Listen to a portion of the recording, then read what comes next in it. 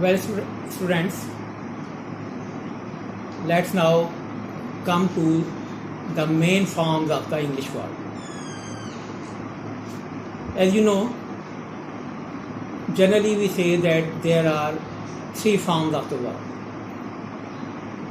But actually, there are more than three, as you can see here. The base form, original form of the verb is called infinitive. It is basically the form to which the particle to is attached. This to before the actual verb is called particle. It's not the preposition, it's particle.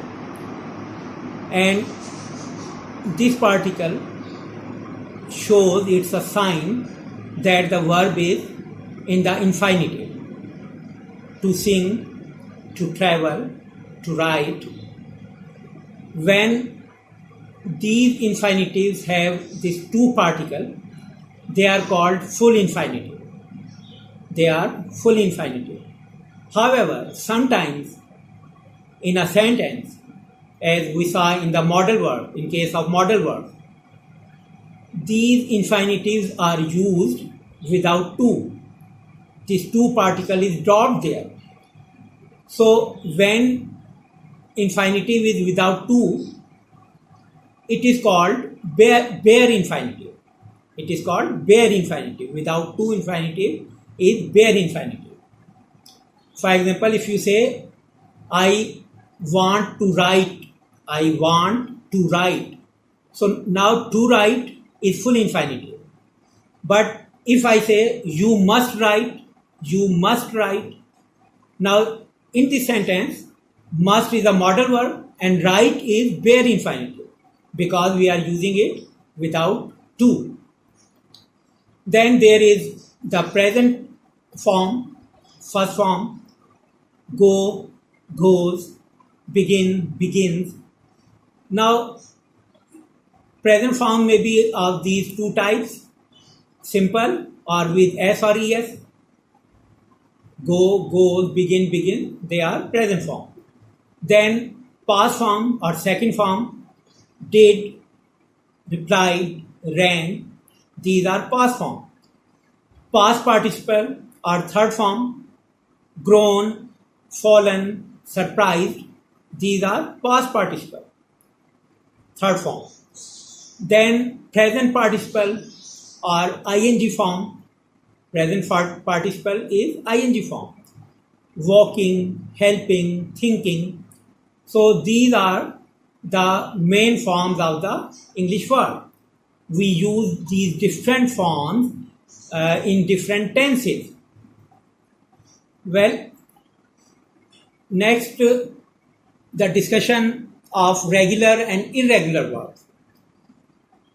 Many verbs of the English language are regular, whereas there are several verbs which are irregular in the English language.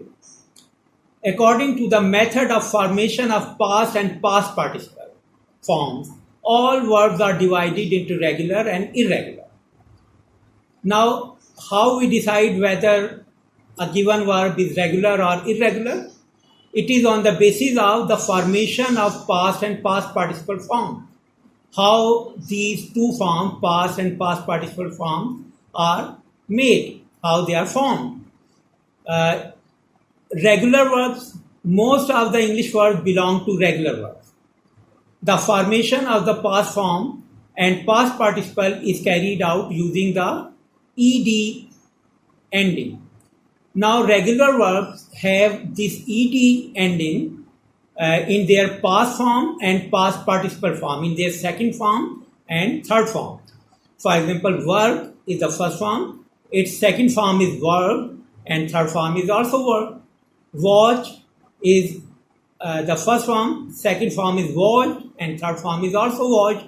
So you can see that this ed is added to the end of this first form, and in that way these forms are made. So if second and third form are formed with the use of ed or d, we call them regular verbs. Whereas irregular verbs have second and third form in a special way. Their second and third form are formed in a special way. They don't use d or ed at the end. They have certain other ending. They are called irregular verbs. For example, awake, second form is awoke, third form is awoken. Begin, second form is begin, third form is begun. Cut, its second and third form are cut. So as their second and third form are made in an irregular way, they don't have a regular way of forming second and third form, these verbs are called irregular verbs. Then let's see what transitive and intransitive English verbs mean. Verbs in English are divided into transitive and intransitive. Another division of verbs that we make is of transitive and intransitive. Transitive verbs require an object to receive the action. In case of transitive verbs, there must be an object that is the recipient that receives the action. A transitive verb needs to transfer its action to something or someone. A transitive verb shows the action that must be transferred to some object. That object may be something or some person. The girl is writing a letter. Now, writing is an action that is being transferred to the letter. The action of the writing is going to the letter. It is being transferred to the letter, which is the object. He invited me to the party. Invited is a verb whose action is transferred to me, and me is the object. The action of inviting is going to me, which is the object.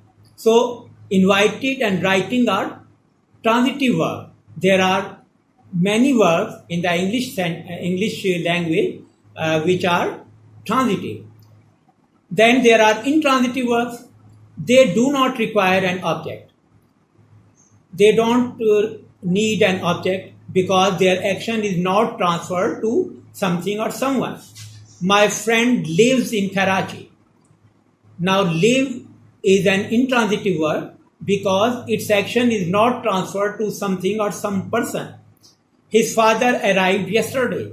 Arrive is an intransitive verb because, again, its action is not transferred to some person or something. Now, to determine whether a verb is transitive or intransitive, use these questions. Now, it's a key, it's a way to determine, to decide whether the verb is transitive or intransitive. The subject did what? Ask this question. The subject did what? Or the subject did to whom? The subject did for whom? When you ask these questions and you find the answer to this word or this whom, so the verb is transitive. It means that what or whom is the object. Otherwise, if you don't get the answer, the verb is intransitive. Some verbs can be used in both transitive and intransitive verbs. In the English language, there are many verbs which may be used transitively and intransitively. For example, to begin, to open, to roll, to move, to stop, to change, and there are many other verbs. I have given 2 or 3 examples here. He has changed a lot now. Here the word change has been used intransitively. Change is an intransitive verb here because its action is not being transferred to some object. They change their decision. It is transitive here. The same verb, change, is transitive now because its action is transferred to this object, decision. Let's stop here. Now, stop is intransitive. Stop is intransitive because no object is there. Why didn't you stop the car? Here, the same word stop is transitive because its object, the car, is mentioned there. So it is transitive. So in this way, we may decide whether a verb is transitive or intransitive. The present and the past form, the first and the second form, are called finite verbs. First and the second form, or present and the past forms, are called finite verbs. These verbs are limited by person, number, and tense. They are limited, they change according to person, first person, second person, third person, or number, singular or plural, or tense, present tense or past tense. The boy runs fast. Now runs is used because the subject is singular. The boys run fast because the subject is plural, so we are using only run. Similarly, she lives in Canada. We are using present tense here. She lived in Canada. We are using past tense. So, first and second form of the verb change according to person, number, and tense, and they are called finite verbs. Verbs in any other form: infinitive, present participle, and past participle. Original form or base form, and third form, and ing form.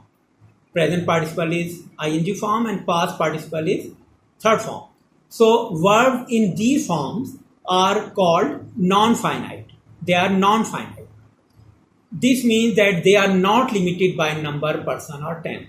And when we say that they are non-finite, we mean that they are not limited. They don't change with reference to. They don't change in accordance with the number, person, and tense. I like to swim every evening. Now here, person is first person and the tense is present tense, but infinitive remains the same. To swim remains the same here.